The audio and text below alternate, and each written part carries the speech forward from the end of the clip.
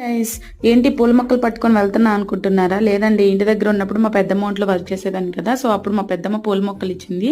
So వాటిని మా ఇంటి దగ్గర నాటమని చెప్పింది అనమాట. మా పెద్దమ్మ ఒంట్లో అస్సలు ప్లేస్ లేదు. సో మా ఇల్లు కూడా కొత్తగానే కట్టారు కాబట్టి ఇంకా అక్కడ కూడా ఎక్కువ ఎరువులు అవేమి వేయలేదన్నమాట. అస్సలు పూల కుండీలు ఏమీ ఎరువులు వేయలేదు.